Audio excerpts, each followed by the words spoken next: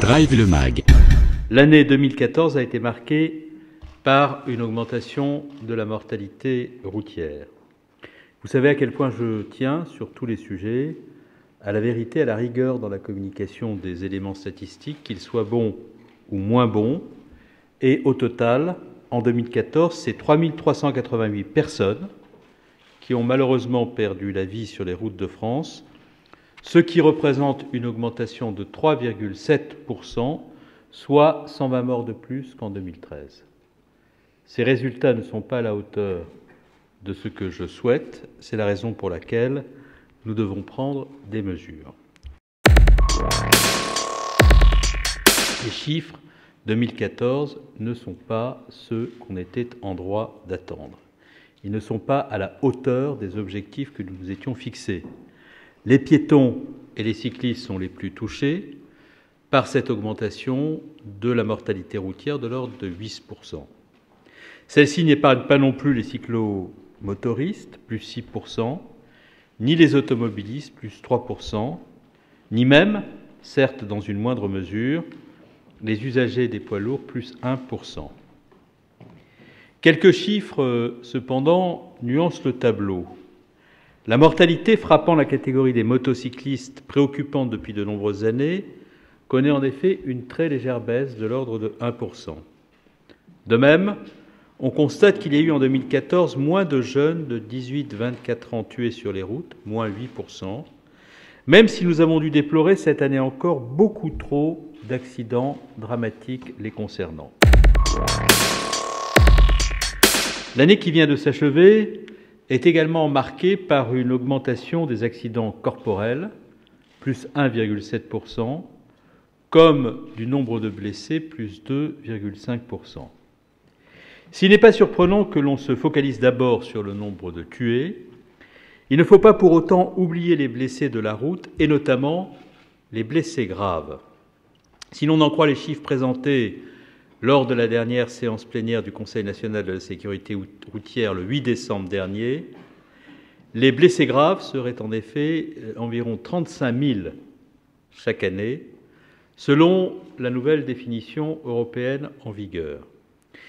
Il nous faut leur accorder une place encore plus importante dans notre politique globale de sécurité routière.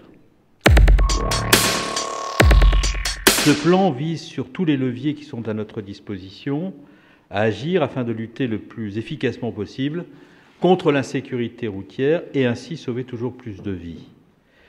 Bien sûr, notre action doit associer éducation, prévention et répression. Il n'y a aucune raison pour que l'insécurité routière ne recule pas de façon durable dans notre pays. En la matière, nous ne sommes pas condamnés à la fatalité. Aussi, nous maintenons notre objectif, moins de 2000 personnes tuées sur les routes d'ici 2020.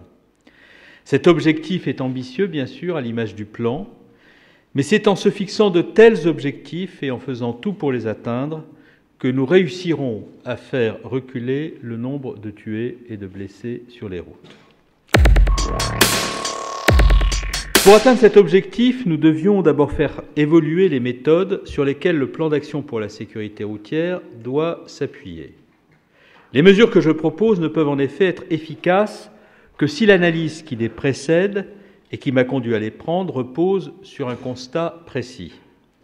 Il est très important à cet égard que les causes des accidents soient parfaitement identifiées et analysées. Cela n'a pas été suffisamment le cas jusqu'à présent, puisque 40% des accidents mortels n'entraient dans aucune des catégories que nous utilisions. C'est la raison pour laquelle j'ai demandé que la grille des causes d'accidents, sur laquelle nous fondons notre analyse, soit enrichie et précisée. Celle-ci compte désormais 14 critères, et non plus 5, comme c'était le cas jusqu'à présent. Par ailleurs, nous mettons en place des outils de pilotage à l'échelle du département, qui permettront au préfet d'avoir constamment une vision claire de l'emploi des moyens spécialisés que nous mobilisons pour lutter contre l'insécurité routière. C'est ainsi que nous permettrons à l'action des forces de sécurité de gagner en efficacité dans les territoires. Je pourrai quant à moi évaluer avec précision les effets que ne manqueront pas d'avoir les mesures que nous prenons, ainsi que leur mise en œuvre à l'échelle locale afin de les adapter sans attendre et si c'est nécessaire. Le plan d'action que je vous présente aujourd'hui comprend très exactement 26 mesures que nous avons élaborées de façon pragmatique, le plus possible en concertation avec les autres ministères concernés, justice, défense nationale, éducation nationale, santé et transport. Certaines d'entre elles seront immédiatement appliquées ou dans un délai extrêmement court. D'autres le seront après avoir été affinées au terme d'un dialogue, une volonté de co-construction avec les collectivités locales, gestionnaires d'une partie importante du réseau routier et susceptibles à ce titre d'être à l'initiative sur plusieurs mesures, avec bien sûr l'appui bienveillant des services de l'État. Ce plan de 26 mesures se décline à partir de 4 axes forts. Premier axe, sensibiliser, prévenir, former. Deuxième axe, protéger les plus vulnérables. Troisième axe, lutter contre les infractions graves. Quatrième axe, sécuriser les infrastructures. Pour être efficace, l'action que nous menons en matière de sécurité routière doit s'appuyer impérativement et davantage sur l'éducation et la prévention. L'école joue bien sûr un rôle important dans la transmission des bonnes pratiques. La sécurité routière s'y apprend d'abord comme piéton, puis comme cycliste avec l'attestation scolaire de sécurité routière délivrée au collège. À partir de la prochaine rentrée, nous introduirons une demi-journée de sensibilisation dans les lycées et dans les centres de formation d'apprentis, tandis qu'un module spécifique sera également inscrit dans le programme des journées de défense et de citoyenneté, suivies par les jeunes dans leur 18e année. Les enquêtes le montrent d'ores et déjà, ce qu'il apprend comme piéton, l'enfant, l'adolescent le reproduira naturellement plus tard comme automobiliste. C'est là une première mesure. Former, sensibiliser, éduquer tout au long du parcours scolaire de l'école primaire jusqu'au lycée, sans omettre la journée de citoyenneté. Par ailleurs, en juin dernier, j'ai initié une modernisation de l'enseignement de la conduite qu'il faut poursuivre. Nous allons ainsi mettre en place des modules spécifiques consacrés aux risques au volant et à la gestion des situations complexes. L'apprentissage de la conduite ne se limite pas, en effet, au bachotage du code de la route. Les mesures prises pour développer l'apprentissage anticipé de la conduite sont d'ores et déjà appliquées. Depuis le 2 novembre dernier, les jeunes y ont accès dès l'âge de 15 ans et peuvent passer l'épreuve pratique B dès 17 ans et demi. Ils peuvent également passer le code, pour ceux qui s'engagent dans la conduite accompagnée, dès l'âge de 15 ans. Une campagne de communication a été lancée pendant 3 semaines en novembre pour faire connaître ces nouvelles dispositions dont j'observe qu'elles ont été bien accueillies par les premiers concernés ainsi que par leurs familles. Je veux ici insister sur le fait que dans les pays qui ont engagé la conduite accompagnée, le coût du permis de conduire est de 50% inférieur pour les jeunes à ce qu'il est dans les pays qui n'ont pas encore développé cette modalité. Par ailleurs, lorsque la conduite accompagnée est développée, le niveau d'accident chez les primo-conducteurs est de 18% environ inférieur à ce qu'il est dans les pays où ce dispositif n'a pas été engagé. Pour les jeunes, le permis de conduire est souvent le permis de travailler.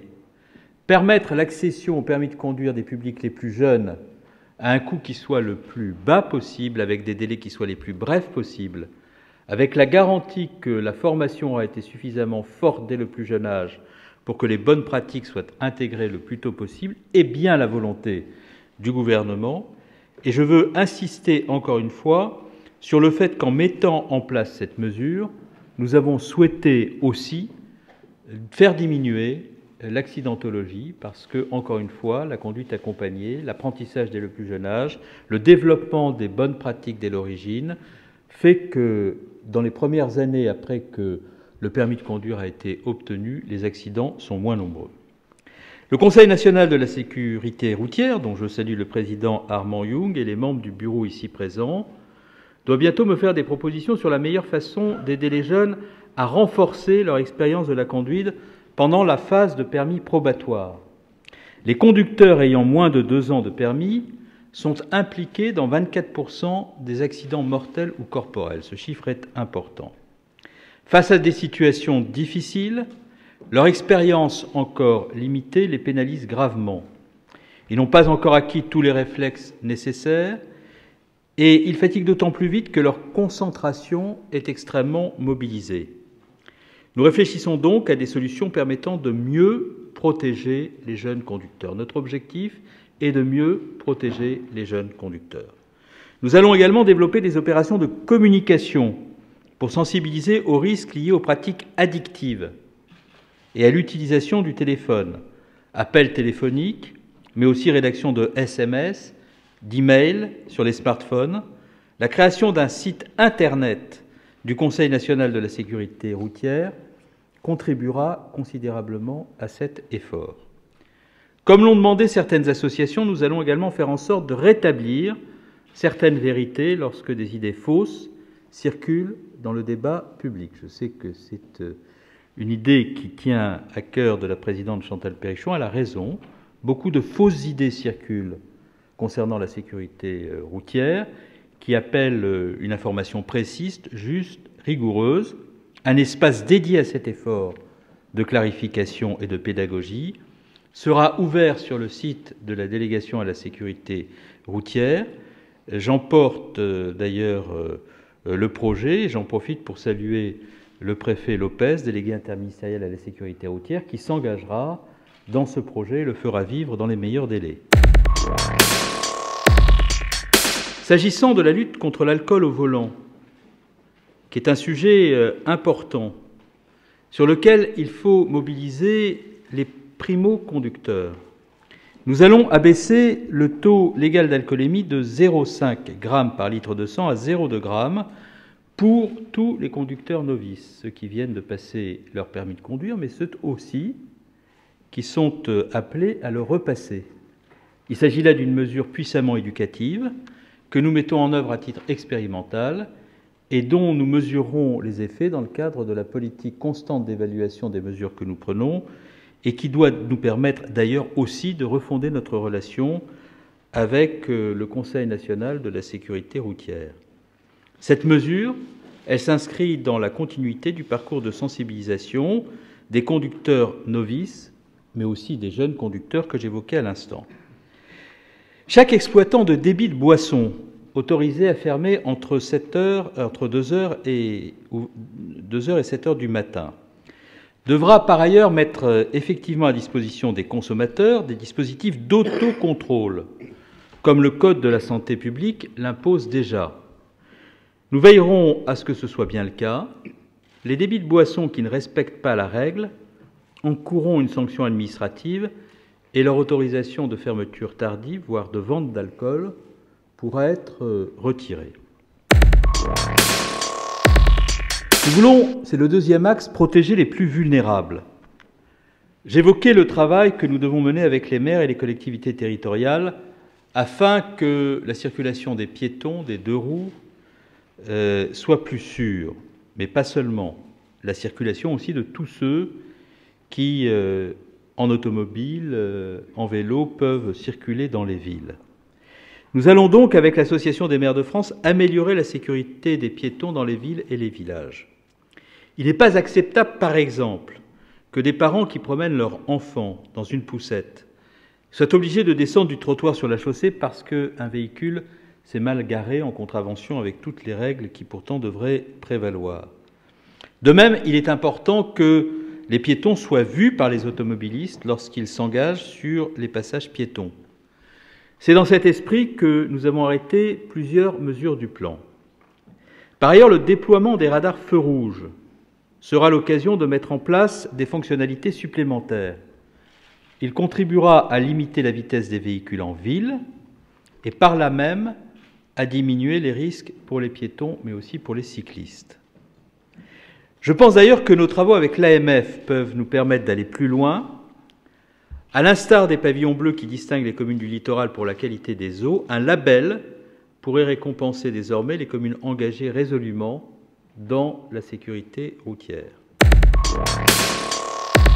Enfin, d'autres mesures doivent nous permettre de faire baisser le nombre très élevé d'accidents impliquant des usagers de deux roues motorisés, qu'il s'agisse de l'adoption d'équipements tels que les gilets de sécurité, qui devront désormais être portés lors d'arrêts d'urgence, c'est déjà le cas pour les automobilistes, ou bien de la généralisation à terme de panneaux de signalisation fusibles moins dangereux en cas de choc que les actuels panneaux entourés de glissières. Pour lutter contre la vitesse excessive au volant, nous allons poursuivre la modernisation des 4200 radars installés sur les routes de France, aussi bien les radars double face que les radars mobiles de nouvelle génération et les radars chantier pour la sécurité des personnels qui interviennent chaque jour sur les routes. Par ailleurs, pour que la loi s'applique à tous de façon égale, pour empêcher qu'elle ne soit contournée, nous allons renforcer l'usage des radars double face qui permettront aux enquêteurs de mieux identifier les auteurs d'infractions commises, dans la mesure où 2 photographies sont prises du véhicule en infraction. Ce dispositif garantira que la personne verbalisée est bien l'auteur de l'infraction. Les premiers radars double face ont été installés ce mois-ci. Parallèlement et dans le même esprit, nous allons faire en sorte d'empêcher que de jeunes enfants ou des personnes sans permis soient désignés comme titulaires de la carte grise d'un véhicule. Lors de l'édition de cette dernière, une personne titulaire du permis de conduire correspondant au type de véhicule à immatriculer devra ainsi être identifiée. Je souhaite également que nous augmentions fortement les contrôles anti-stupéfiants. Aujourd'hui, nous ne pouvons faire que des prélèvements sanguins, qui sont des prélèvements difficiles à effectuer sur le terrain. La mission interministérielle de lutte contre les drogues et les conduites addictives a lancé une expérimentation sur les prélèvements salivaires. Elle est en cours dans 11 départements. Et si les retours sont positifs, nous la généraliserons rapidement à l'ensemble du territoire. Sur la recommandation du CNSR, j'ai ainsi décidé, sur le modèle de l'interdiction du téléphone tenu en main, d'interdire l'usage au volant de tous les systèmes nécessitant des écouteurs, des oreillettes ou des casques. Même sur les réseaux routiers de l'État à 2 voies, certaines portions de route connaissent encore beaucoup trop d'accidents.